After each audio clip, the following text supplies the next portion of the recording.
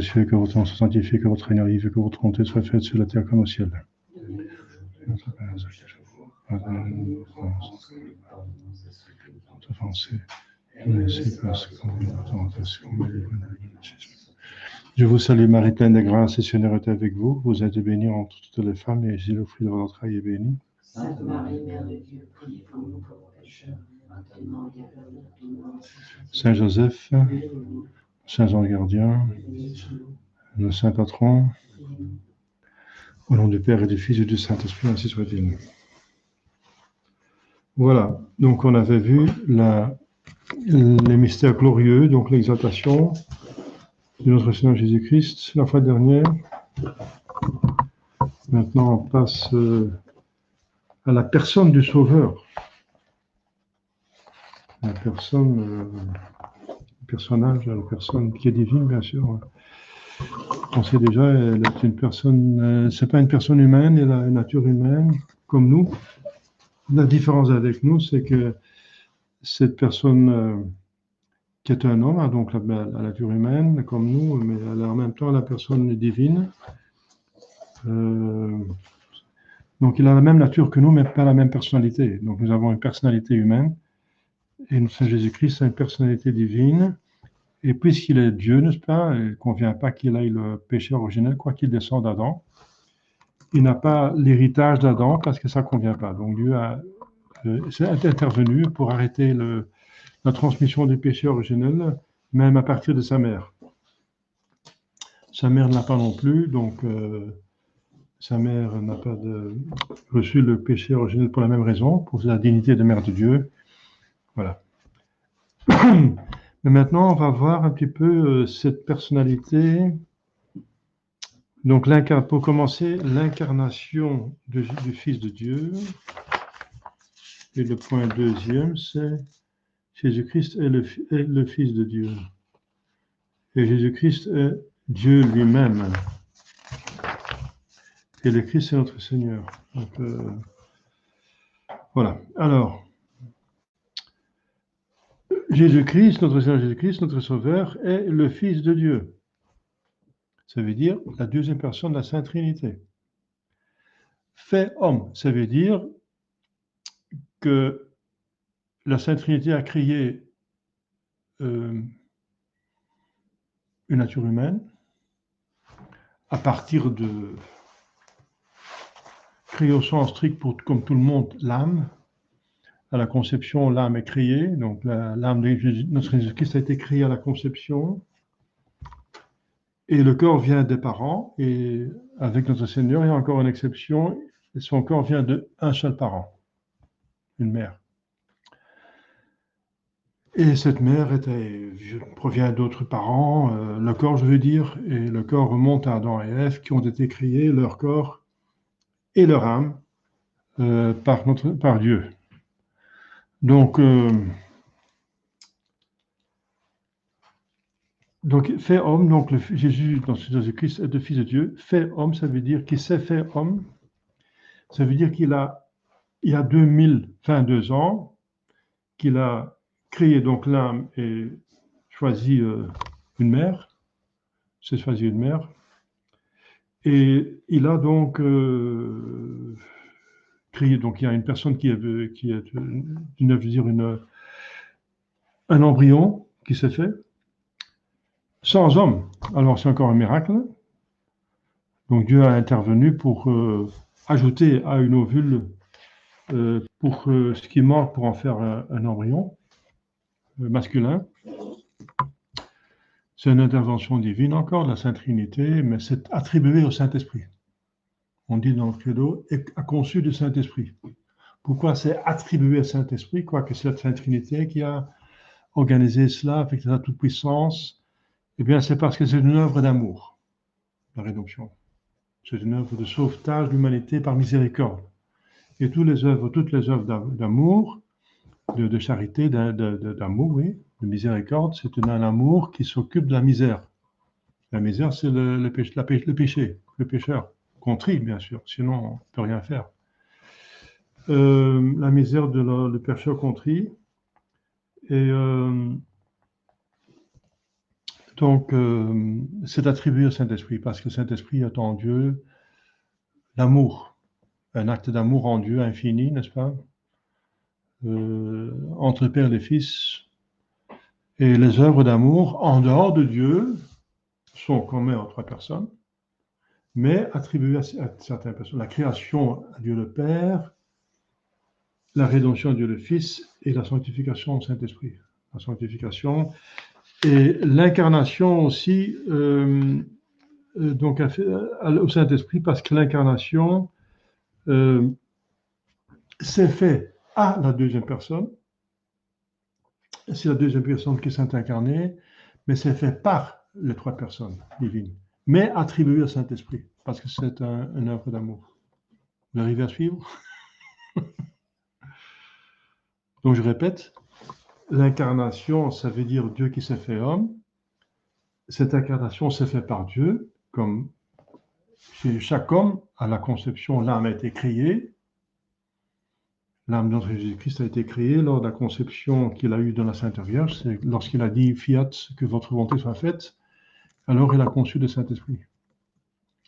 Dieu est intervenu, ça veut dire la Sainte Trinité, a fait l'acte, n'est-ce pas, d'ajouter à cet ovule ce qui manquait pour faire un embryon. Donc il a créé une matière plus, donc ce qui provient normalement de l'homme, mais il l'a conçu sans homme.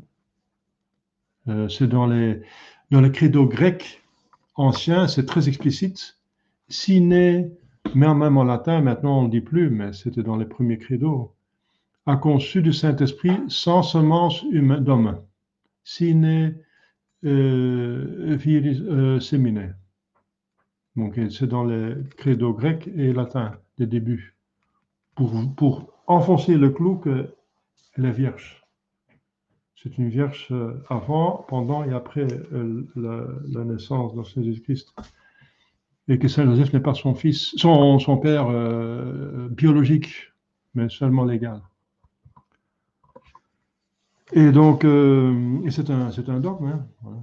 C'est devenu un triple dogme proclamé par pape et concile, n'est-ce pas?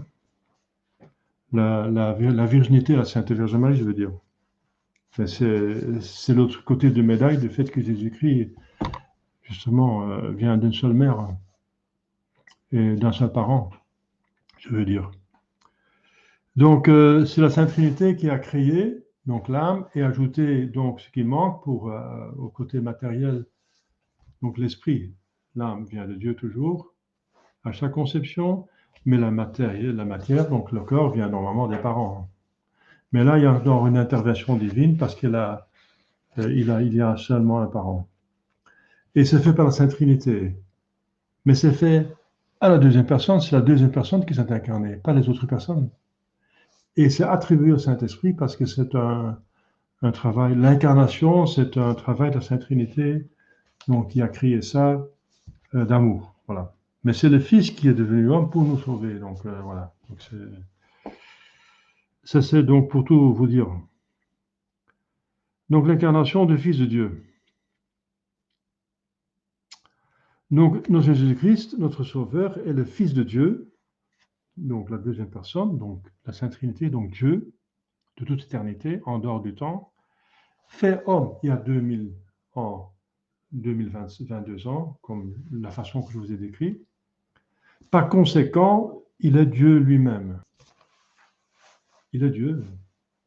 Cette personne est une personne divine et en même temps qui a une nature divine. Donc il y a deux choses qui sont divines dans notre Jésus-Christ. Deux éléments qui sont divines.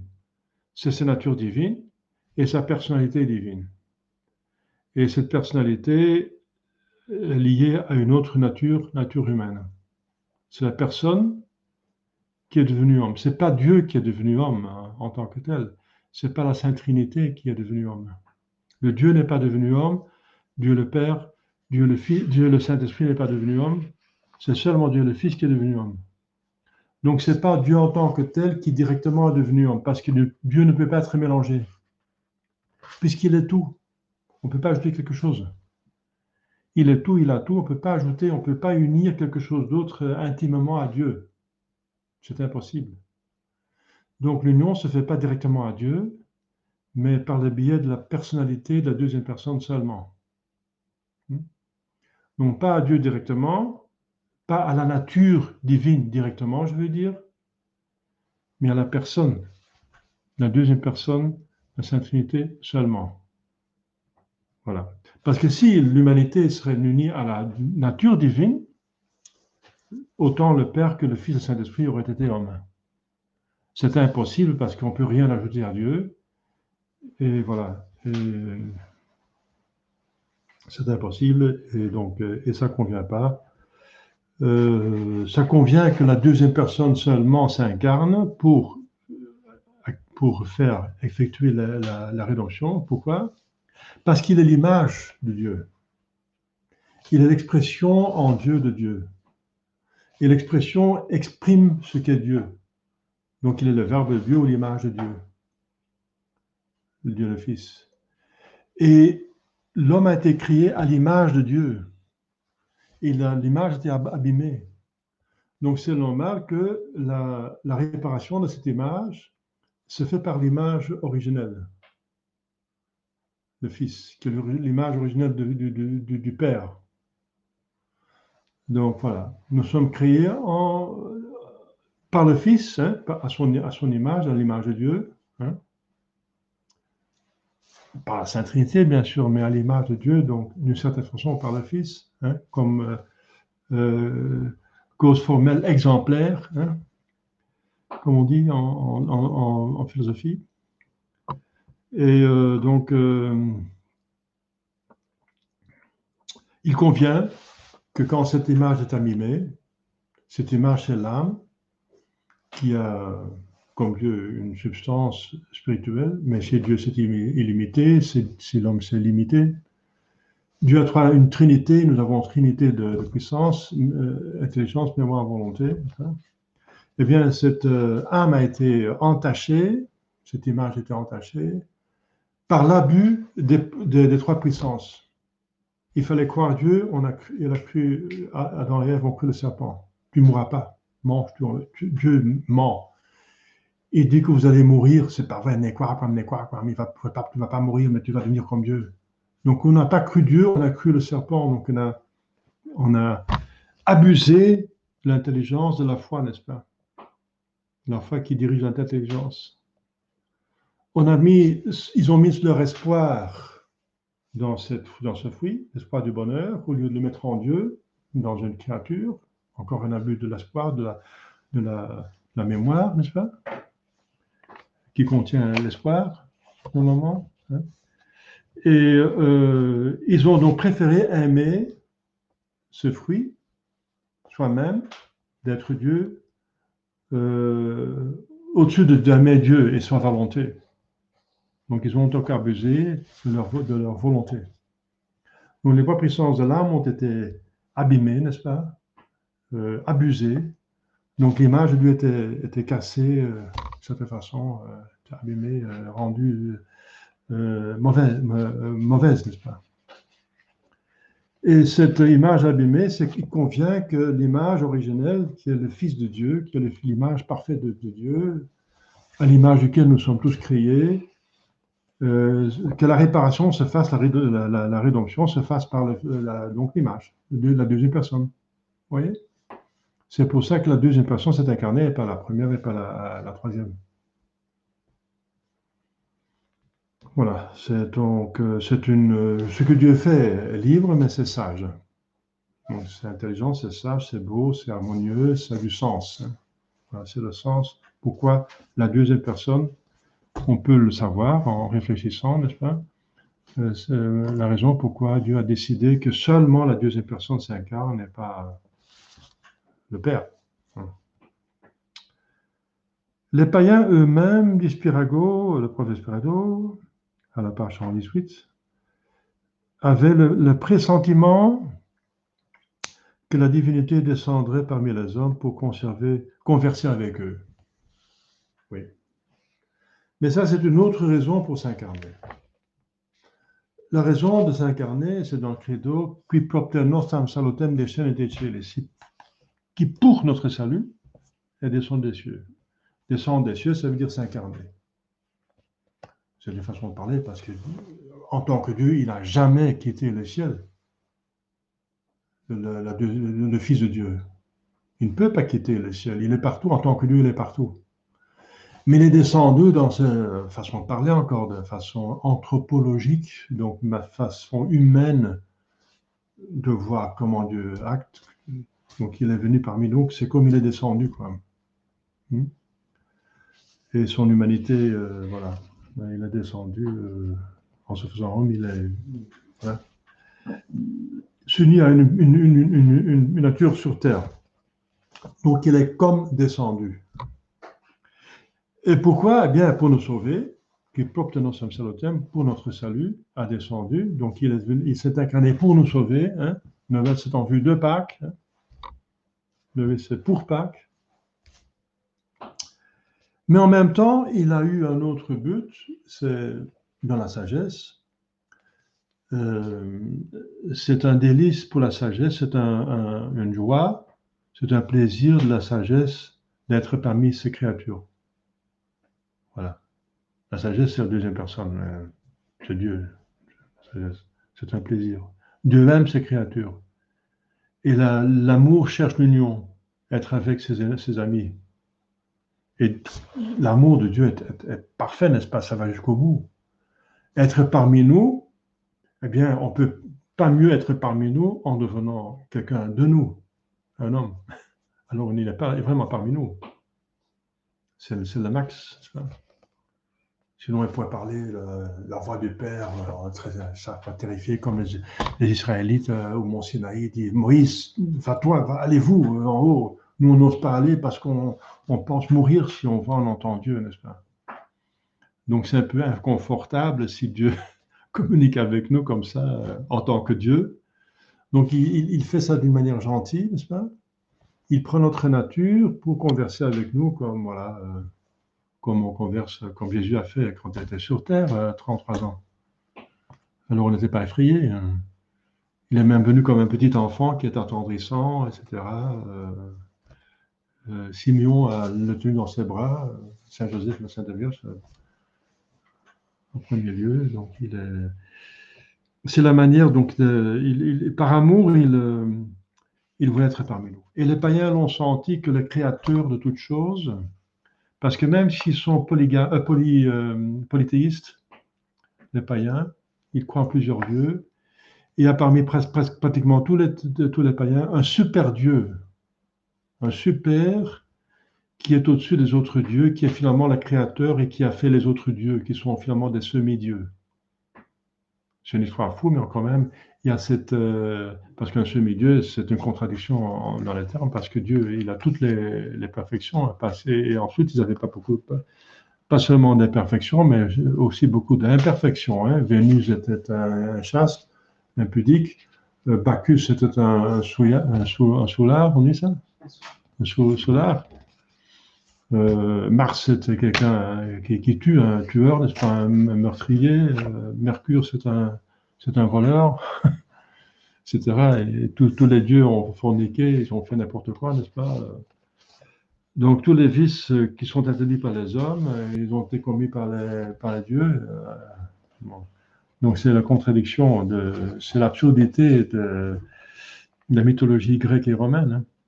Et probablement aussi des autres mythologies. Notre mythologie hindouiste, c'est pas mieux. Hein. C'est la même chose. Le sexe, c'est une divinité. Il y a un temple avec toutes les positions que l'homme et la femme peuvent avoir. C'est une divinité et tout ça. Donc, tout ce qui est plus fort que l'homme est divinisé. La haine est plus fort que l'homme, voilà. La haine est Dieu. Le sexe peut être plus fort que l'homme, voilà, c'est une divinité. La foudre est plus fort que l'homme, voilà, c'est le dieu tonnerre. Le désir de l'argent peut être plus fort que l'homme, voilà. Mercure, c'est une divinité. L'alcool est plus fort que l'homme. Parfois, si on prend de l'alcool, on ne peut pas tenir, on devient... Voilà, c'est plus fort que l'homme. Si on abuse, si on prend trop d'alcool, on ne tient plus debout, quoi. Donc l'alcool est plus fort que l'homme. Voilà, Bacchus, c'est un dieu. Donc, le chêne est plus fort que l'homme. Il est plus bien vu l'ancien que l'homme. Il ne peut pas le bouger. Il est fort, le chêne. Voilà, le chêne, c'est un homme. C'est un dieu. vénéré par les Germaniques, le chêne, etc. Donc, c'est des bêtises. Mais ils avaient quand même tous, pratiquement tous, cette conviction qu'il y avait un super Dieu qui était créateur de tous les autres. Chez les Grecs, c'était Zeus. Hein. Chez les Romains, c'était Jupiter.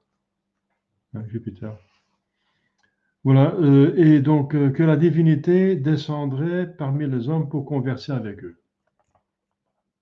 Ils ont tous pressentiment que ça convient à la divinité, justement parce qu'ils aiment, ils sont intéressés parce qu'ils ont crié, ou qu'il a crié. Ouais. Ils ont crié, ça veut dire les trois personnes dans ce cas-ci. Pour les païens, ce sont les dieux. Leur mythologie, par exemple l'histoire de Tantale, parle de visites faites aux hommes par les dieux. Voilà. Or, Dieu est véritablement descendu sur terre. Saint Jean 3. Lors de l'Annonciation et la naissance de Jésus-Christ. Voilà. On peut dire pour deux choses. La chose la plus importante, c'est pour nous sauver, mais en même temps pour être parmi nous. Parce que Dieu aime d'être parmi ses créatures, parce qu'il aime ses créatures. Et l'amitié cherche le commerce. Les amis se cherchent pour parler, pour être ensemble, pour faire des choses ensemble, voilà. Donc, pour communiquer le bien. Voilà. C'est l'amitié, la communication de bien. Voilà, donc l'un n'empêche pas l'autre. Parce qu'on posait la question, est-ce que Dieu serait incarné si Adam et Ève n'avaient pas péché? Bien, la réponse est oui. Mais puisqu'il est descendu, dit le credo, pour notre sauvetage, pour notre rédemption, eh bien, les circonstances particulières de cette incarnation, de cette descente, est justement la rédemption. Voilà. La deuxième personne divine a pris l'humanité dans le sein de la Vierge Marie. Par l'opération du Saint-Esprit au moment de l'Annonciation. Je viens de l'expliquer. Hein. Voilà. Le sein de la Vierge Marie est donc un sanctuaire extraordinaire. C'est là où Dieu a fait sa plus belle création. Il a fait deux travaux, Dieu. Il a créé et il a organisé la rédemption.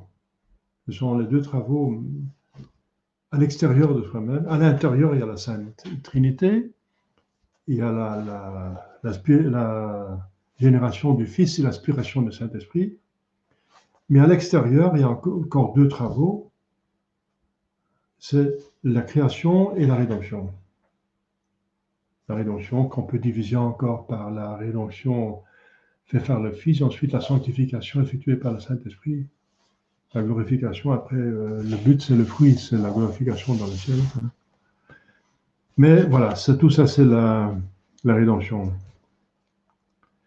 Eh bien ces deux choses se trouvent unies dans la Sainte Vierge Marie, au comble. C'est pour ça que le Saint Louis-Marie de Montfort dit que ce qui s'est passé en Sainte Vierge Marie, c'est l'œuvre la plus importante que Dieu a jamais faite, mais qui n'est pas connue, mais pas assez connue. Pourquoi? Parce que de la création, qui est la première œuvre, c'est la création la plus importante qu'il a faite. Il n'y a pas de création plus importante que l'âme et le corps de notre Jésus-Christ. C'est le summum de la création. Même Lucifer, qui était le summum avant la venue de Jésus-Christ, c'était l'ange qui est déjà... Les anges sont des êtres plus parfaits que les hommes, que les autres créatures. Et de tous les anges, c'était lui le plus haut. Donc, il était donc la créature la plus belle, la plus sublime que Dieu n'a jamais créée. Mais après, c'était plus lui, c'était Jésus-Christ. C'est une des raisons pourquoi il ne voulait pas se soumettre. Il ne voulait pas céder la place. Il voulait rester le premier. Il s'est divinisé finalement. Il est encore monté plus haut. Et de lui, c'est un homme qui s'est dit Dieu. Eh bien, moi, je me dis Dieu. Hein. C'est une folie. Alors, Michel dit, oui, mais qu'est-ce que tu es, toi, finalement, hein? Qui est comme Dieu? Tu n'es qu'une créature, alors c'était fini, hein. Donc, Dieu n'a pas fait de plus belle, de plus sublime créature que Jésus-Christ, son âme et son corps. Et la deuxième plus belle créature, c'est la Sainte Vierge. Donc le couple, n'est-ce pas? Il y a un couple qui a péché, un couple devait effectuer la rédemption. L'âme de la Sainte Vierge aussi, comblée de grâce, divinisée, en tant qu'humains, n'est-ce pas? Ils sont en dessous des anges, moindres que les anges, mais dans leur surnature, ils sont beaucoup plus élevés. Voilà, donc l'âme de Jésus-Christ est unie. La personnalité qui est dans cette âme est Dieu, tout simplement. Et la Sainte Vierge, c'est la mère de Dieu. Il n'y a pas plus haute dignité après Dieu que la mère de Dieu.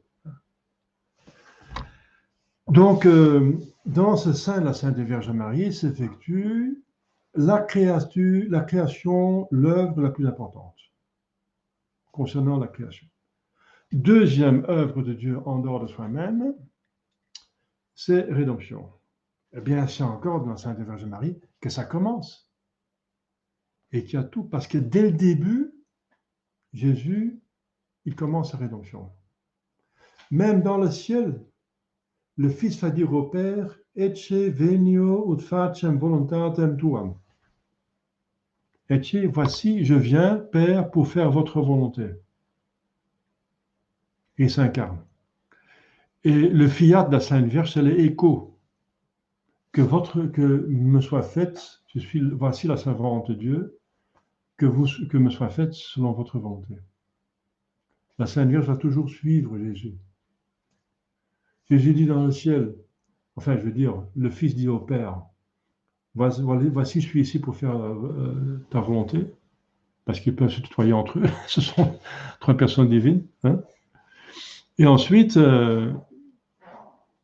l'instant, il s'incarne, parce que la Sainte Vierge en bas, elle dit, voici la servante, que votre volonté soit faite.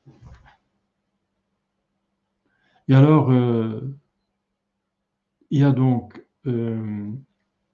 Jésus commence à souffrir, j'ai déjà expliqué ça plusieurs fois, dans le sein de la Sainte Vierge Marie, pas comme nous, parce que si nous sommes conçus dans notre mère, on ne souffre pas. On est une plante, on est niveau plante. On est déjà homme, parce qu'on a une âme immortelle, dans un fœtus qui a tout le programme, tout l'ADN pour être homme, mais il faut que ça se développe. D'abord le niveau végétal qui se développe dans le sein de la mère. Quand l'enfant naît, c'est plutôt le niveau animal qui se développe, il bouge, il commence à utiliser ses sens. Et ensuite, quand l'enfant commence à parler, 3, 4, 5 ans, c'est le niveau humain qui se développe. Voilà. Mais dans Jésus-Christ, c'est la même chose, bien sûr, mais avec cette différence que dans son âme, il y a la vision béatifique des débuts. Donc son âme est réveillée par la vision béatifique, totalement. Elle ne dort pas comme le nôtre, parce que notre âme fonctionne, l'intelligence, pour commencer, fonctionne à travers les sens. Et les sens ne sont pas encore développés.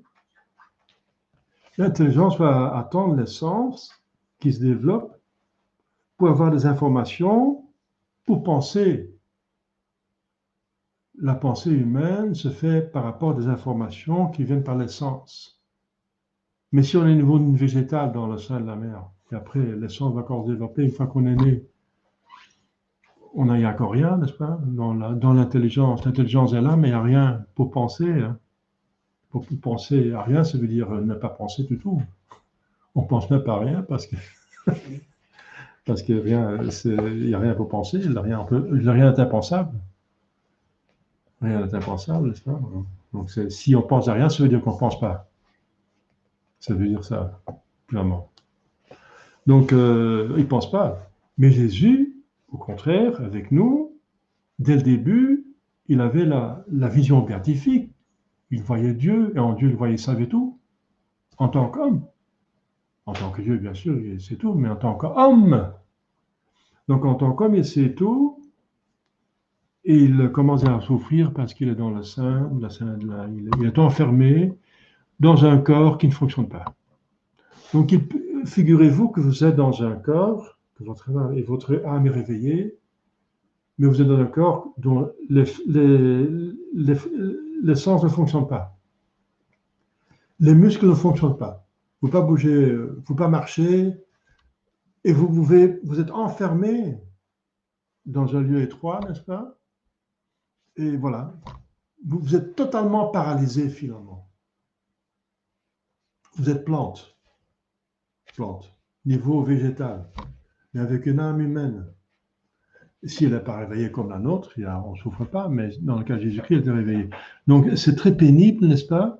C'est pire qu'une prison, parce que dans une prison, on peut encore marcher, on peut encore manger, on peut encore lire des livres, on peut encore faire quelque chose. Mais là, c'est rien, n'est-ce pas? C'est enfermé dans un corps qui ne fonctionne pas du tout, on ne peut rien faire. Avec toute la conscience d'une âme totalement consciente. Voilà, donc, et c'est dans ce sens-là qu'il commence déjà à souffrir. Donc, mérité. Donc, dans la Sainte Vierge Marie, l'homme, Jésus-Christ, en tant qu'homme, commence déjà à mériter parce que, qu'est-ce qu'il fait là? Eh bien, il prie son Père. Il prie son Père en notre... Il intercède déjà parce qu'il est prêtre. Il est intercesseur, c'est le prêtre. Nous sommes des prêtres instrumentaux, nous sommes des instruments de la prêtrise de Jésus. Il y a un seul prêtre, un seul médiateur. Le prêtre, c'est le médiateur entre Dieu et les hommes. Eh bien, il est prêtre. Donc, il va déjà intercéder entre Dieu et les hommes. Il va au nom des hommes, de tous ses frères, pour qui il est incarné, pour les sauver. Il va déjà adorer Dieu en notre place. Il va à notre place remercier pour tous les bienfaits. Il va à notre place demander pardon pour les péchés. Surtout ça, demander pardon pour les péchés et mériter déjà. Parce que la moindre souffrance, justement, c'est pour ça que dans la Sainte Vierge Marie, il y a quelque chose de merveilleux qui se fasse. Parce que dès le début, finalement, l'humanité est déjà sauvée en puissance. En puissance. Parce que chaque souffrance de Jésus-Christ a une valeur infinie, puisqu'il est Dieu. Donc la moindre souffrance qu'il a eue, dès qu'il est conçu, a déjà sauvé, est déjà capable, je veux dire, de sauver l'univers entier. Tous. La moindre souffrance. Et il a souffert, comme je viens de dire dans la Sainte Vierge Marie. Donc dès le premier instant, il a déjà mérité la rédemption de monde entier. Mais pourquoi encore toute cette passion? Eh bien, je viens de dire parce qu'il demande justement, c'est ce qu'il demande au monde Olivier. Père, laisse passer ce calice, ça veut dire ce calice avec la souffrance, avec les amers, avec du vinaigre, pas du, c'est du vin, du vinaigre. Ça veut dire le calice, c'est le symbole de la souffrance quand on prépare du calice. Pour nous, cette enivrance, c'est une preuve de son amour. Pour nous, quand on prend le calice de la communion, c'est enivrant, c'est parce qu'il y a peu de la côte dedans. C'est pas enivrant, mais ça fait du bien parce que c'est nous qui sommes sauvés. Mais pour lui, ça lui a coûté la passion. De son côté, c'est du vinaigre. C'est pire. Donc, laissez passer ce calice, mais pas ma volonté, mais la vôtre soit faite. Alors, Dieu ne laisse pas passer ce calice. Eh bien, j'ai expliqué déjà plusieurs fois pourquoi.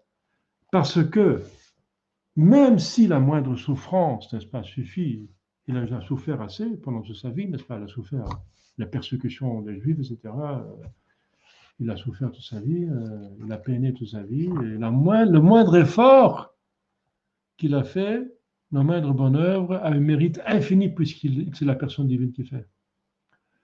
Donc, en soi, ce n'est pas nécessaire de te faire toute cette passion incroyablement pénible qui dépasse même tout ce que notre homme peut souffrir. Mais pourquoi le Père veut ça? Parce qu'il sait, le Père, que quand il souffre de la manière la plus atroce, il donne preuve pour nous dont l'intelligence fonctionne que par les sens, ce qu'on voit et l'on entend, que plus d'âmes vont être touchées, donc vont se convertir. Donc plus d'âmes vont être sauvées. Donc il y aura plus d'âmes sauvées que si le Seigneur, notre Seigneur Jésus-Christ, subit ces passions que l'on connaît, affreuses, n'est-ce pas? De toute façon, corps et âme. On a encore découvert des choses qu'on ne connaissait pas. Le nerf médian qui était touché, au lieu d'ici, il n'y a presque pas de nerf, ici, ça fait presque pas mal, mais ici, ça fait mal. Donc, on sait par le Saint-Chevert de Reims, c'est maintenant encore beaucoup plus, qu'il a souffert vraiment, c'est insupportable. C'est pratiquement insupportable. C'est parce que le résultat est meilleur que s'il aurait seulement souffert le minimum, qui est largement suffisant, la moindre souffrance, qui a une valeur infinie parce qu'il est Dieu. Mais il ne faut pas oublier qu'effectivement, même s'il a subi cette passion et qu'après il dit tout est accompli. Pourquoi il dit consummatum est? Tout est accompli. Mais ça veut dire tout est accompli ce que le Père veut. Mais je répète, toutes les grâces suffisantes pour sauver tous les hommes ont été déjà méritées dès la moindre souffrance que notre Jésus-Christ a subie, et ça a commencé dans le sein de la Sainte Vierge Marie. Donc, dans le sein de la Vierge Marie, il y a déjà tout. Il y a deux œuvres de Dieu. La création, ça veut dire la plus sublime, n'est-ce pas, le sommet corps et âme de Jésus-Christ, c'est le sommet de la création. Et deuxièmement, toute la rédemption est déjà là. Tout est déjà mérité dès le début. Voilà. Et le reste, c'est juste pour montrer aux hommes comment il nous aime. C'est plutôt l'explicitation de son amour. Mais en soi, juridiquement, n'est-ce pas, théologiquement, n'est-ce pas, réellement, objectivement, il a déjà tout mérité dès le premier instant, la première souffrance qu'il subit dans le sein de la Sainte Vierge Marie. Voilà. Et c'est pour ce qu'il y a tout. Il y a dans le sein de la Sainte Vierge Marie, lors de l'incarnation, le 25 mars, on fait ça, c'est le summum du salut. Si on comprend bien ce qui se passe, on a compris que voilà, ça c'est le mystère le plus sublime en ce qui concerne les hommes, pour les hommes. En Dieu, le mystère le plus sublime, c'est la Sainte Trinité, bien sûr. Par rapport aux hommes, c'est ça. C'est l'incarnation. C'est le 25 mars. Mais pourquoi l'Église ne fête pas ce 25 mars comme un super fête, n'est-ce pas? Mais c'est parce que justement, l'Église, comme une bonne mère, comme Dieu lui-même, tient compte de notre faiblesse, que toute notre intelligence ne fonctionne que par les sens. Donc, elle va fêter l'incarnation quand on voit Jésus-Christ. Donc, à Noël, on va le voir. C'est à Noël qu'il va faire la grande fête. Quoique c'est le 25 mars que c'est l'incarnation. Voilà. Et c'est encore à Pâques qu'elle va faire fêter la rédemption, que c'est le 25 mars que la rédemption a déjà mérité. Tout est mérité déjà. Mais c'est la Pâques qu'elle va, la Semaine Sainte qu'elle va fêter. Pourquoi? Parce qu'alors on voit et on entend, et on se rend compte ce que Jésus souffre. Dieu et l'Église tiennent compte de la faiblesse humaine, voilà. Forma modulis sapientis recipitur. La forme est donnée aux autres de la manière des autres. C'est un principe universel.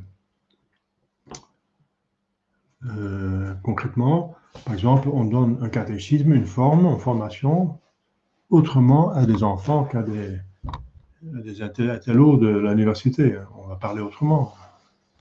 Si on parle comme à des intellos, nous, à des enfants, ils vont partir après 5 secondes. Hein. Ils vont déconnecter. Ils vont commencer à bouger. Il faut les capter par les sens aussi, au leur niveau. Hein. Et quand vous parlez aux intellos comme à des enfants, ils vont dire, ils se foutent de nous, n'est-ce pas? Donc, vous voyez, ça ne va pas. Donc, c'est normal que si on donne une formation, on la forme à quelqu'un, on s'adapte au niveau de la personne, de celui qui reçoit. Eh bien, Dieu fait la même chose. Il est fait parce que c'est raisonnable de faire ça. Donc l'incarnation, ça veut dire le 25 mars, c'est beaucoup plus qu'on pensait. Hein. Alors, donc, je répète, la deuxième personne divine a pris une humanité dans le sein de la Vierge Marie par l'opération du Saint-Esprit au moment de l'Annonciation. Et la fête, c'est le 25 mars. Mais l'incarnation est proprement l'œuvre des trois personnes divines, comme je viens de le dire. Mais c'est fait à la deuxième personne. Le Père de Jésus, au sens strict, c'est donc Dieu. Le Père. Parce que le Père, c'est de qui vient l'autre moitié, n'est-ce pas, du corps. Parce que le corps vient de deux moitiés qui sont unies ensemble. Et les deux moitiés ont une vie animale. Pas végétale, mais animale, parce que ça bouge. Mais une fois qu'ils sont ensemble, ils font un embryon, Dieu infuse une âme dedans, et il chasse, il détruit l'âme animale qui est dedans, et il met une âme humaine qui assume les trois niveaux. Niveau végétal, qui est une vie, n'est-ce pas? Niveau animal, qui est une vie, et la vie humaine. Les trois niveaux. Elles sont assumées par l'âme. Et si l'homme meurt, l'âme quitte le corps, eh bien, ce sont les trois niveaux qui disparaissent et ils tombent sur le niveau le plus bas, c'est le niveau minéral. Donc le corps va être minéral, il va se décomposer dans un élément. C'est plus un végétal, c'est plus un animal, c'est pas un homme. Donc l'âme a quitté, mais il assume les trois niveaux. C'est pour ça que quand l'âme quitte, le corps humain directement, il tombe trois niveaux plus bas. Voilà. Donc, si on considère comme père, c'est quoi la père? C'est pas la personne humaine, c'est une personne humaine normalement, c'est une personne qui donne la moitié du corps, la matière pour faire un corps. Parce que l'âme vient de Dieu dans la conception. Et qui va après prendre soin de l'éducation, voilà, de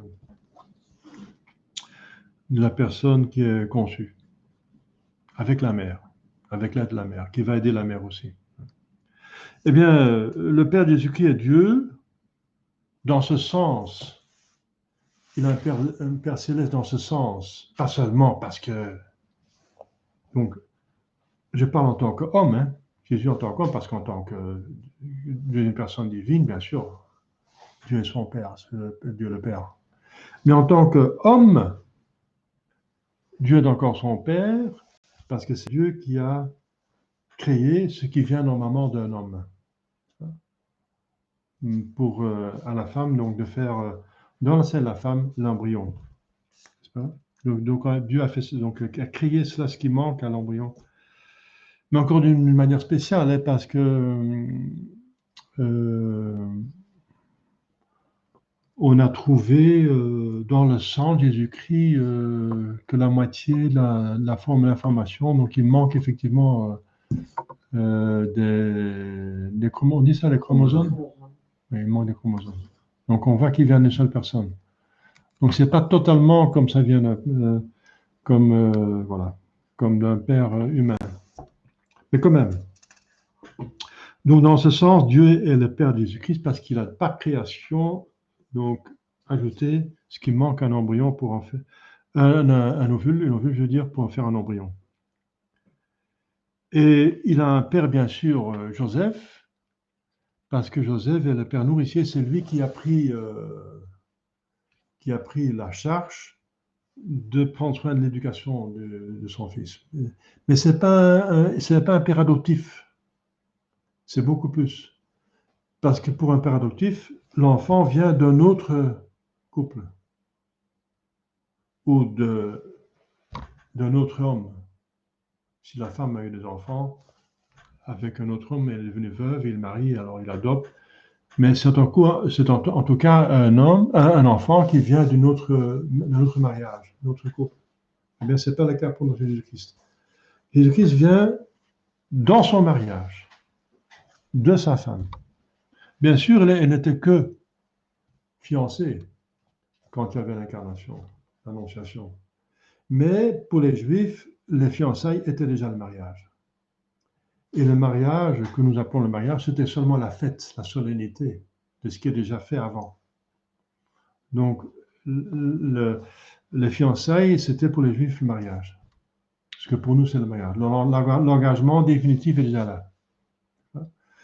Donc, cette personne, n'est-ce pas, enfin, cet homme, je veux dire, il est conçu, est né dans son mariage de sa femme.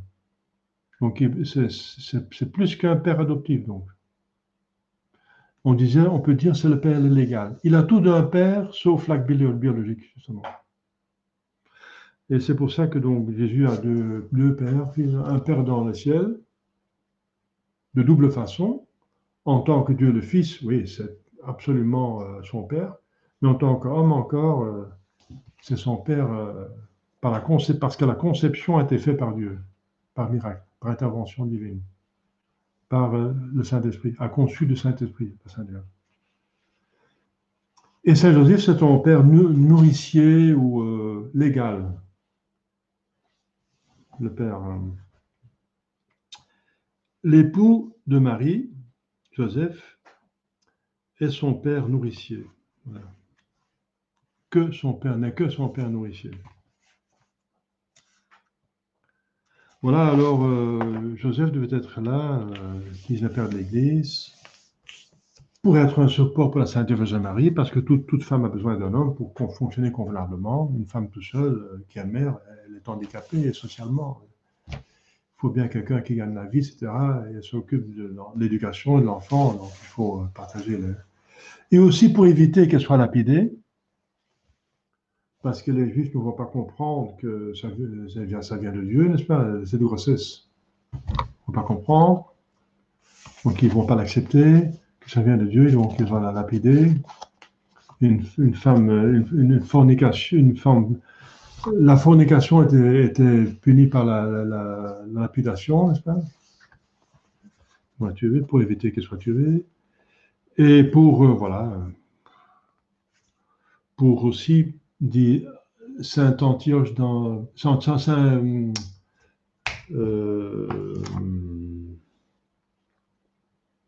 comment s'appelle-t-il? Je ne sais plus dans son nom. C'est un père d'église qui vient d'Antioche. Il dit que c'est encore pour tromper le diable. Parce que le diable, Dieu a empêché que le diable sache exactement ce qui s'est passé. Donc le diable pense que Joseph, c'est le père biologique de Jésus-Christ, pour empêcher qu'il s'attaque trop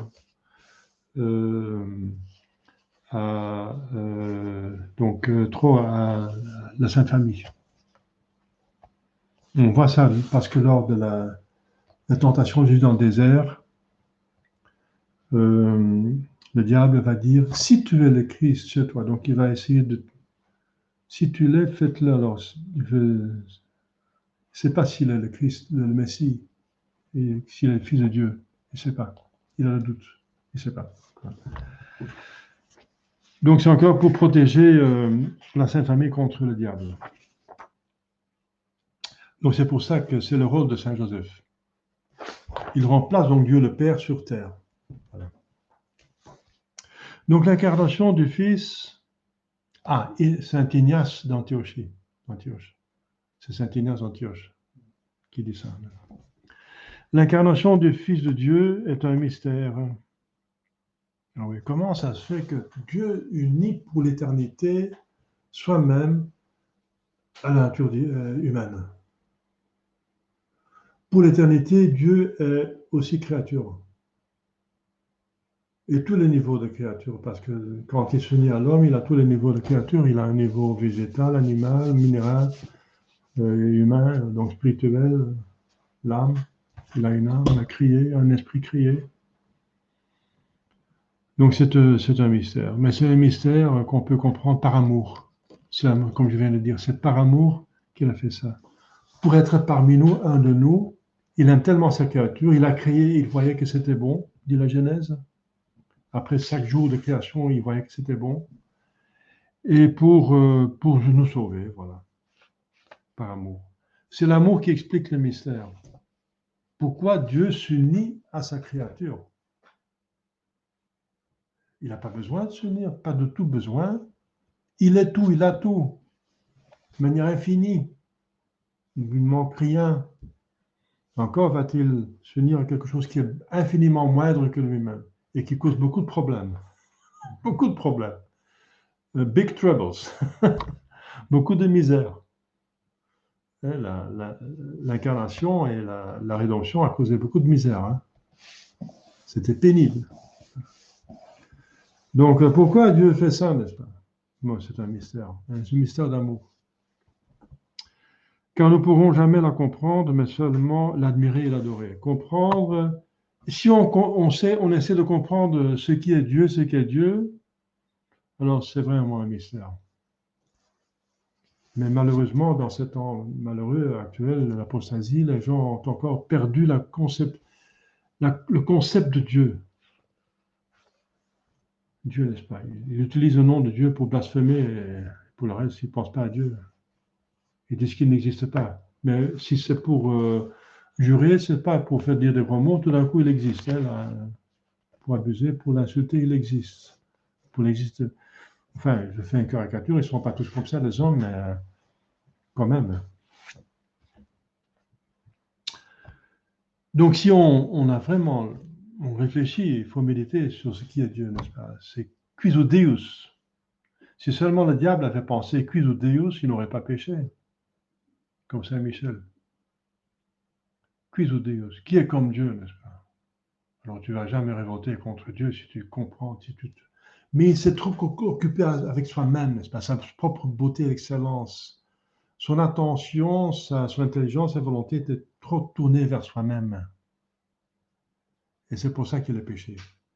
Il a péché. Soi-même. Mais si seulement il avait pensé à Dieu, quis Deus, il n'aurait pas péché. Hein. C'est impossible de pécher quand on sait comment est Dieu. Nous devons adorer le mystère de l'incarnation au son de l'Angélus. L'Angélus, c'est une prière qui était développée surtout au Moyen-Âge et est utilisée, pratiquée par Saint Louis.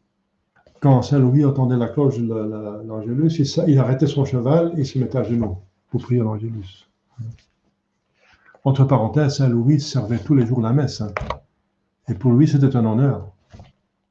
Et c'est vrai. Objectivement, c'est un honneur. Parce que la moindre degré au surnaturel est infiniment plus que le plus haut degré au niveau naturel. Il avait un degré très haut au niveau naturel. Le roi de France est voilà, un des pays les plus importants de la chrétienté, n'est-ce pas? Donc un titre excellent, un des plus excellents de la Terre. Mais c'est infiniment moindre que si on a l'acolita. Ça veut dire c'est une ordination mineure, l'acolita. Mais je ne pense pas que Saint Louis était ordonné acolyte, mais puisqu'il y a un manque d'acolytes donc ordonnés, on donne l'office d'acolyte. Et c'est quand même un honneur. Donc Saint Louis, il a compris cela, n'est-ce pas? Que le moindre degré au niveau surnaturel, comme le baptême, une esclave baptisée a une dignité infiniment plus haute que l'impératrice dont elle est esclave. Encore, c'est par la foi qu'on le sait. Eh bien, Saint Louis, qui avait une foi vive, il savait que servir la messe, c'est une dignité infiniment au-dessus de sa royauté. Donc, il n'avait pas de problème de servir la messe comme un enfant de cœur. Il se rendait compte de la dignité. Donc adorer le mystère de l'incarnation au son de l'Angélus, mais maintenant il est plus sonné, sauf dans les milieux tradis, n'est-ce pas? Dans les couvents, milieux tradis, dans les prieurés tradis. On peut sonner à la maison, on peut dire l'Angélus le matin, le midi, le soir, la prière de l'Angélus.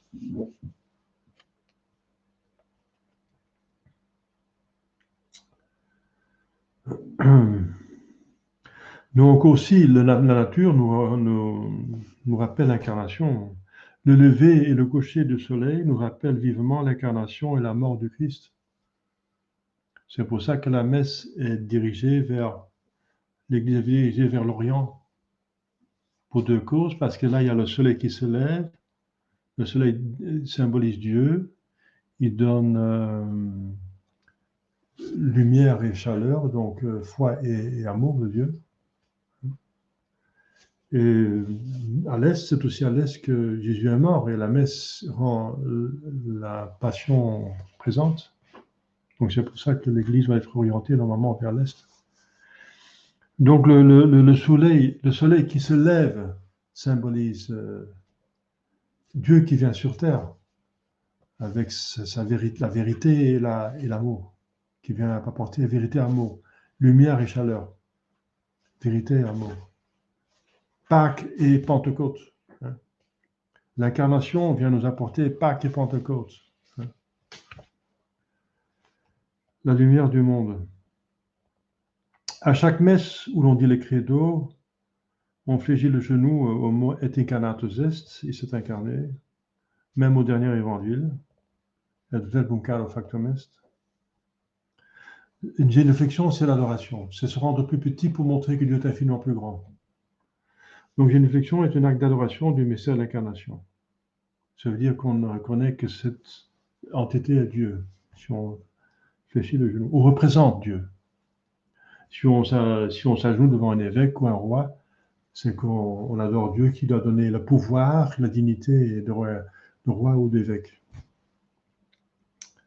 À la messe solennelle de Noël et de l'Annonciation, tout le cœur s'agenouille au passage précité du credo. Et nous, on le fait aussi à la messe chantée quand il y a un credo. Les anges eux-mêmes adorent ce mystère, bien sûr. Les hommes des saint Éphrem de Syrie, un père d'église, un diacre, en s'adressant au Christ, confessent votre divinité, les gens adorent votre humanité. Ceux-ci s'étonnent de votre abaissement, ceux-là de votre grandeur. L'incarnation du Fils de Dieu était nécessaire pour expier parfaitement l'offense faite à la majesté de Dieu. Parce que Dieu pourrait remettre les péchés comme ça. Je pardonne. Pour ceux qui regrettent, je pardonne. Voilà, tout simplement. Mais ça n'aurait pas donné autant d'éclat à ce pardon. On n'aurait pas apprécié ce pardon assez. Quand on voit que ça coûte à Dieu, n'est-ce pas, que ça coûte à Dieu, n'est-ce pas, pour nous donner la rédemption, n'est-ce pas, concrètement, alors on va plus apprécier le don qu'on a reçu, parce que c'est un don infini. Donc c'est pour plus la perfection de la rédemption. Pour satisfaire parfaitement à la majesté divine offensée, l'homme Dieu apparut sur la terre dans un état d'abaissement, parce que le remède est toujours donné par le contraire. Si on a pris un froid, il faut se mettre au chaud. On a péché par orgueil, on s'est élevé au-dessus de Dieu, pas contre Dieu. Vous serez comme Dieu, mais contre sa volonté, n'est-ce pas, en transgressant son commandement. Eh bien, il faut réparer par un abaissement devant Dieu. Une humilité. Et c'est Jésus qui va donner l'exemple. Il va donner l'exemple et mériter pour nous par un abaissement. Dieu se fait homme, esclave, même criminel, sur la croix. C'était des esclaves criminels qui étaient crucifiés. Le Fils resta toujours Dieu, malgré l'incarnation, et ne perdit rien de sa majesté. Ah oui, parce qu'il est toujours, la personne est divine. mais il cache sa divinité. Il va montrer la divinité au mont Tabor et ensuite après sa résurrection. Mais il cache la divinité, mais il n'arrête pas d'être Dieu. Même sur la croix, il n'arrête pas d'être Dieu. Mais il arrête le bonheur qu'il a par la vision béatifique. Et c'est pour ça qu'il va dire, mon Dieu, pourquoi vous m'avez laissé? Ça veut dire, pourquoi votre consolation m'ont quitté? Mais Dieu ne peut pas le quitter puisqu'il est Dieu lui-même. Il est essentiellement Dieu. La personne est divine. Et une nature humaine ne peut pas exister sans une personne. La personnalité d'une nature humaine, c'est une individualité d'un esprit. Donc ce sont des esprits individuels qui sont des personnes. Il y a 3 personnes en Dieu. Tous les anges sont des personnes angéliques. Et tout homme est une personne parce qu'il a une âme. Les animaux ne sont pas des personnes parce qu'ils n'ont pas un esprit. Donc une personne, c'est un individu spirituel. Mais Jésus,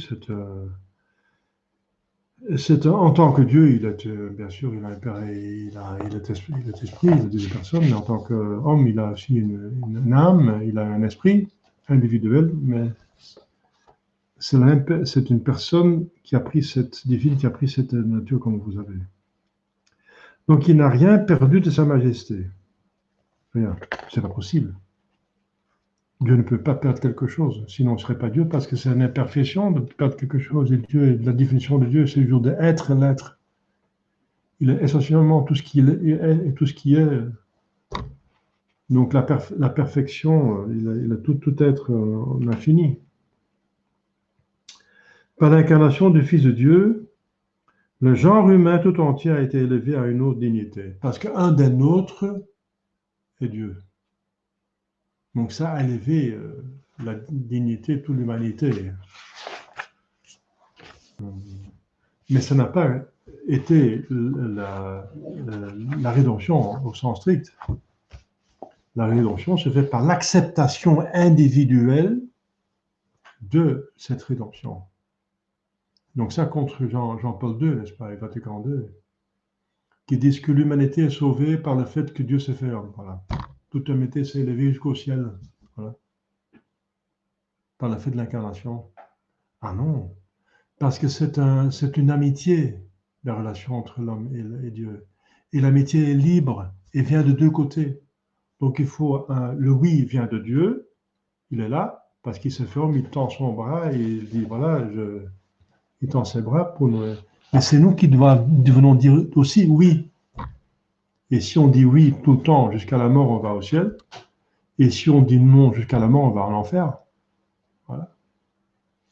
Donc, c'est vrai que le fait que Dieu se fait homme a élevé l'humanité, mais dans son être, pas dans son agir. Dans son agir, l'homme doit encore dire oui. Hein. Librement, il doit collaborer avec la grâce. C'est un tandem qui nous mène au ciel. C'est deux éléments. La bonne volonté et la grâce. La grâce et la bonne volonté, les deux. La grâce fait le travail, mais la bonne volonté, c'est la condition que la grâce fasse son travail pour nous élever. Alors, quelles sont les vérités pour conclure à le mystère de l'incarnation? Le Christ est à la fois vrai Dieu et vrai homme. Nous l'appelons l'homme-dieu. Le Christ comme homme nous est donc semblable en tout, sauf le péché, à commencer par le péché originel, et aussi par la personnalité. Nous avons une personnalité humaine, lui une personnalité divine. Et aussi les conséquences d'être exempt du péché originel. C'est qu'il a un corps qui est en parfait état, qui n'a pas un germe de maladie, qui n'a pas une tare, voilà, il n'est pas taré. Donc, voilà, c'est sa différence. Mais pour le reste, il a une nature comme nous, n'est-ce pas? Absolument comme nous. Comme la Sainte Vierge Marie. Dans le Christ, il y a donc 2 natures. La nature divine de toute éternité et la nature humaine, il y a 2000 ans, à peu près 2022 ans. À peu près. Malgré leur union intime, l'une substance à côté de l'autre sans s'y mêler. Parce que la nature humaine ne peut pas être mêlée. La nature divine, pardon, ne peut pas être mêlée avec quelque chose. Donc il n'y a pas de mélange de la nature divine. L'union se fait par l'hypostase, par la personne. C'est pour ça qu'on parle d'une union hypostatique. L'union en Jésus-Christ de deux natures, hein, ça s'appelle l'union hypostatique. Que Jésus-Christ est en même temps Dieu et homme. Hypostatique parce que ça veut dire personnel. L'union se fait par la personne. C'est la personne divine qui a pris une nature humaine. Donc le Christ a une double science. Puisqu'il a une double nature, il a une double science. Une science humaine, une science divine, une science divine, une science humaine. Il a une double volonté. Une volonté divine, une volonté humaine. Mais ils sont une moralement, parce que la volonté humaine est toujours soumise à la volonté divine. C'est pour ça qu'il y a une volonté moralement parlant. Hein? Ils sont unis, toujours unis. Mais ce sont physiquement deux volontés différentes. Il y a eu des hérésies concernant cette vérité. Hein. Il y a eu des hérétiques qui disaient qu'il y avait une seule volonté en Jésus-Christ, alors bien il est Dieu, il n'est pas homme, ou bien il est l'homme, il n'est pas Dieu. C'est l'arianisme, c'est dire qu'il est homme et qu'il n'est pas Dieu. S'il y a une seule volonté. Il n'a pas une âme humaine alors il n'est pas homme. Un homme sans âme, il n'est pas un homme. Pas... Donc il a une double volonté, une volonté divine et une volonté humaine, quoique celle-ci soit complètement soumise à la volonté divine. C'est dans le troisième concile de Constantinople qui a justement rectifié cette hérésie. En Jésus-Christ, il n'y a qu'une personne, la personne divine. Voilà. La nature divine et la nature humaine étant indissolublement unies en la personne divine, il s'ensuit que le Christ, même comme homme, est le Fils de Dieu. Même comme homme. Parce que cet homme, cette personne qui est dedans, c'est une personne divine. Ce n'est pas une personne humaine. C'est un homme, mais ce n'est pas une personne humaine. C'est un homme, mais c'est une personne divine. Donc la mère, c'est la mère de Dieu. C'est la mère de la nature humaine de Jésus-Christ, mais cette personne est divine, donc il est la mère de Dieu. Jésus-Christ est Dieu, c'est son fils. Son fils est Dieu. Hein? Voilà. Que Marie, la mère de Dieu, donc véritable mère de Dieu. Donc pas seulement, c'est pas un titre d'honneur exagéré, non, c'est strictement parlant. Elle a tout d'une mère envers Dieu. Parce que la mère donne justement une moitié, n'est-ce pas, du corps, avec un père, mais cette fois-ci c'est Dieu, moitié, dans lequel Dieu infuse une âme, et elle porte cet embryon, elle développe, et ensuite elle éduque. Eh bien, c'est exactement ce que Sainte Vierge a fait, Marie a fait. Elle a fait que toute mère fait, seulement cette personne est une personne divine. Donc elle est mère de Dieu. Que le Christ en tant qu'homme ne pouvait ni pécher, ni se tromper en tant qu'homme. Bien sûr, parce que la personne divine est infaillible. En tant qu'homme. Que les actions humaines du Christ ont une valeur infinie, puisque c'est Dieu qui fait ces actions. C'est pour ça que j'ai dit que dès le début, il a mérité tout. C'est une valeur infinie, tout ce qu'il a fait. L'humanité du Christ doit être adorée. Oui, parce que Dieu est adorable. Cette humanité du Christ a une personne divine, donc adorable. On peut donc attribuer au Christ Dieu les qualités humaines, au Christ homme des qualités divines. Cette théologie s'appelle le mystère de communication des idiomes. Idiome en grec signifie la propriété. Je répète, on peut attribuer au Christ Dieu les qualités humaines et au Christ homme les qualités divines. On peut dire que, par exemple, le Christ Dieu, n'est-ce pas, il allait en Samarie et s'assied sur le puits pour parler avec la Samaritaine, parce que c'est son amitié qui s'assied, mais c'est Jésus-Christ, Dieu qui faisait ça. Et au Christ homme des qualités divines, on peut dire le Christ homme est tout puissant, qui sait tout. Parce que, voilà. La fois prochaine, on va parler de Jésus-Christ est le Fils de Dieu. Donc, c'est le deuxième paragraphe, page 125. Et s'il y a des questions, on a parlé plus qu'1 heure. Hein. Oui. Als onze Heer biologisch gezien ook zoon van God is. Ja. En de menswording wordt toegeschreven aan God Heilige Geest. Dus is God Heilige Geest dan eigenlijk vader van onze Heer? Ja, dat kun je. Une bonne question. C'est une question d'attribution. Donc, si le père biologique, disons, de notre Jésus-Christ est Dieu, parce que ça veut dire la partie corps vient de la Sainte Vierge Marie, mais l'autre partie qui manque pour faire un embryon vient de Dieu par création. Et puisque cette incarnation est attribuée au Saint-Esprit, est-ce qu'on peut dire que le Saint-Esprit, c'est le Père de Christ? Eh bien, non. Oui, on peut le dire, mais ça ne convient pas, parce que Jésus-Christ dit que son Père, c'est son Père, Dieu le Père. Il parle toujours de son Père, pas de son Esprit. Il parle de son Père, Dieu le Père. Pourquoi? Parce que c'est finalement une création qui se fait par un mot, mais c'est de création. Et la création est toujours attribuée à Dieu le Père. Donc il faut faire encore une distinction de plus. Oui. Ouais. Donc l'action est donc, disons, effectuée par le Saint-Esprit, attribuée au Saint-Esprit, mais c'est Dieu, la Trinité qui l'a faite. Mais ce qui finalement est Père de notre Jésus-Christ biologique, c'est attribué à Dieu le Père, quoique c'est la Sainte Trinité, qui est finalement créatrice. C'est la Sainte Trinité qui a créé, hein, mais la création est attribuée à Dieu le Père. Oui. Et cette arrivée se fait activer à la deuxième personne. Oui. C'est vrai. Donc dans l'incarnation, les trois personnes ont eu une part. C'est fait à la deuxième personne. Par le Saint-Esprit, mais attribué au Père, parce que finalement c'est une création. Oui, oui, on pourrait dire. Oui. Oui.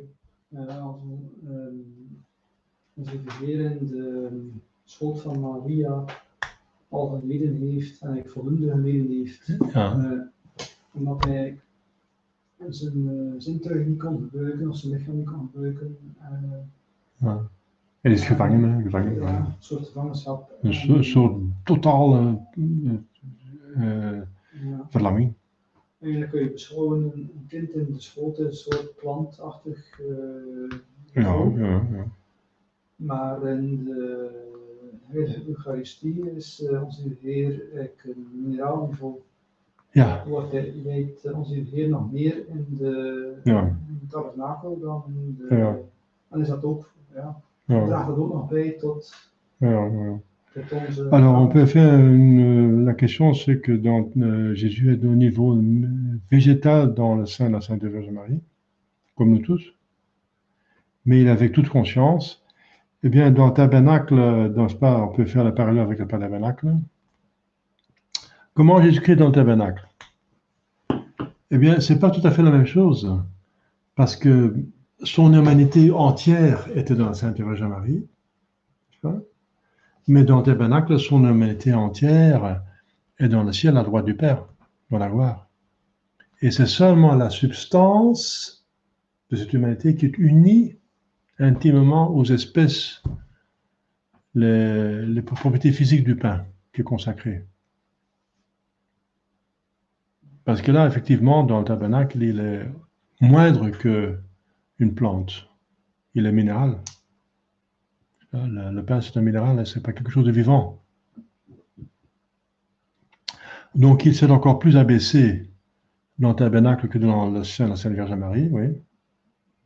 Mais c'est seulement, il ne souffre plus là. Il ne souffre plus actuellement. Il ne peut pas souffrir parce qu'il est dans le ciel glorieux. Il ne souffre pas. Il ne souffre pas. Dans Sainte Vierge, il souffrait parce que toute son humanité était enfermée dans un sein. Mais là, son humanité est dans la gloire. Donc, il ne souffre pas dans le tabernacle. Mais il s'est quand même baissé au niveau de minéraux, oui. Point de vue abaissement, ça va plus, encore plus bas. Comme à sa mort. À sa mort, sa divinité restait unie à son corps, qui était minéral, parce que son âme l'avait quitté. Mais à la différence que nous, à la mort, donc la personnalité quitte, se sépare du corps et s'unit uniquement à l'âme. Eh bien, dans Jésus-Christ, la divinité restait unie à son corps, parce qu'il devrait ressusciter le troisième jour. Voilà. Effectivement. Donc, mais il ne souffrait pas dans le tabernacle, parce qu'il est dans le ciel.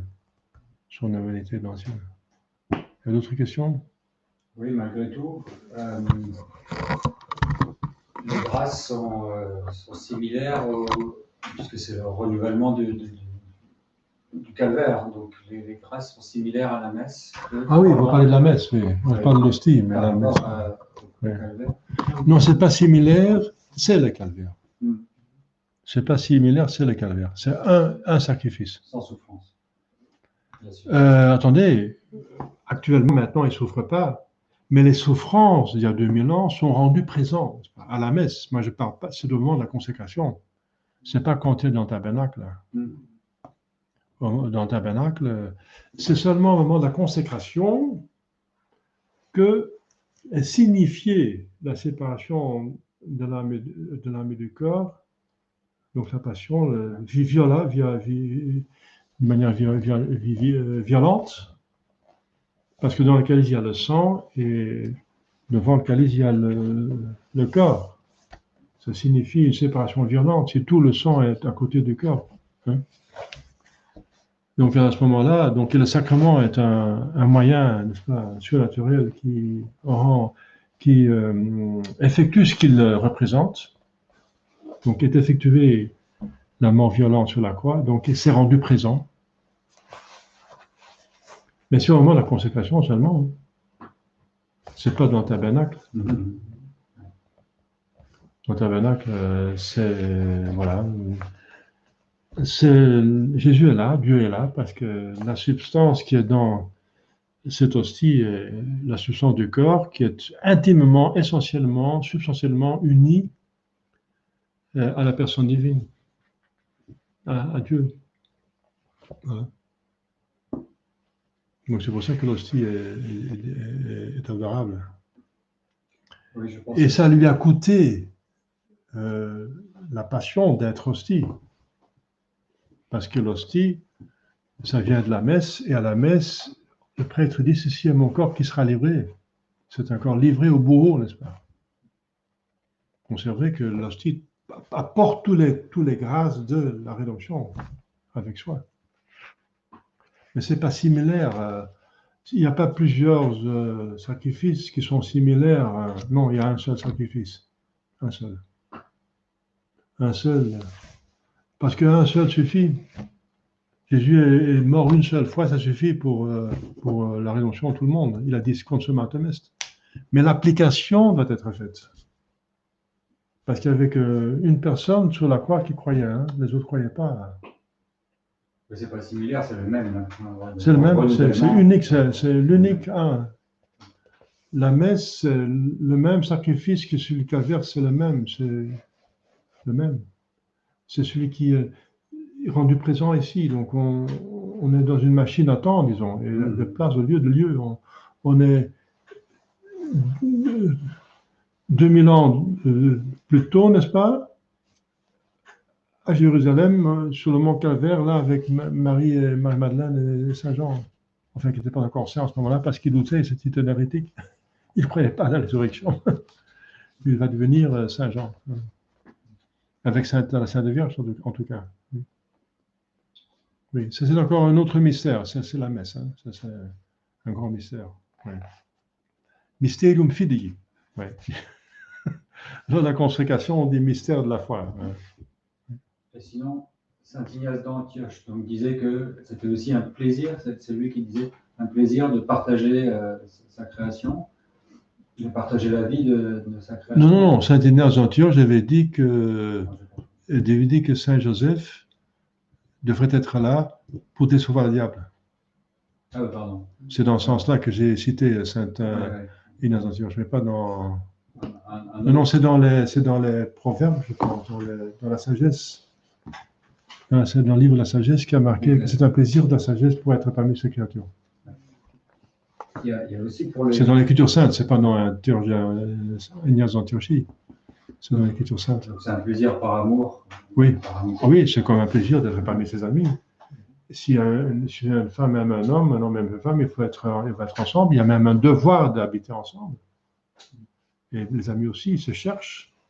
L'amitié, l'amour cherche l'union, être ensemble. Et en même temps, c'est aussi pour les hommes la possibilité d'avoir un modèle parfait.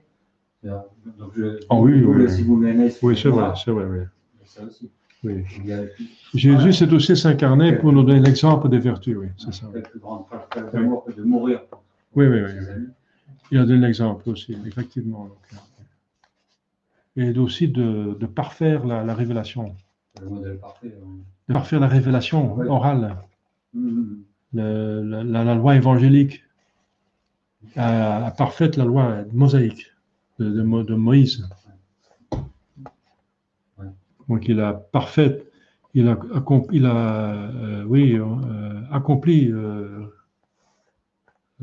terminé la révélation orale, parce que Jésus n'est pas un écrivain, c'est un prédicateur.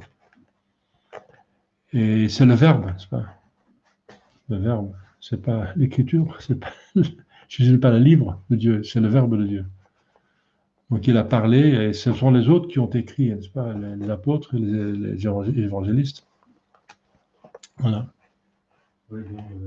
Donc il a donc parfait de la révélation, et ensuite montré l'exemple, et mérité expier le pain de l'enfer qu'on a mérité, nous, et même du purgatoire. Parce que si on est baptisé, c'est la première application des mérites de Jésus-Christ aux chrétiens, c'est fait par le baptême. Mais si on meurt après le baptême, on va directement au ciel. Ça va? Il n'y a pas de questions par ici non plus. Non. D'accord. Eh bien voilà, on va remercier le bon Dieu et on va. Je vous souhaite bonne soirée, à la prochaine. Donc j'espère que avec cette solution, de prendre un autre abonnement à une autre firme, donc un autre provider, que ça va aller. Maintenant, effectivement, on n'a pas eu d'interruption cette fois-ci, d'accord. Au nom du Père et du Fils et du Saint-Esprit, ainsi soit-il. Notre Père qui es aux cieux, que votre nom soit sanctifié, que votre règne arrive, que votre volonté soit faite sur la terre comme au ciel.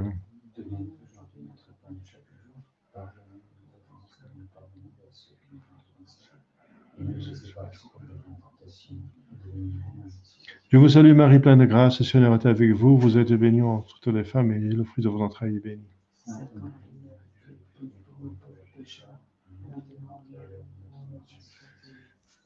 Cœur sacré de Jésus, Saint Joseph, nos saints anges gardiens, nos saints patrons, au nom du Père et du Fils et du Saint-Esprit, ainsi soit-il.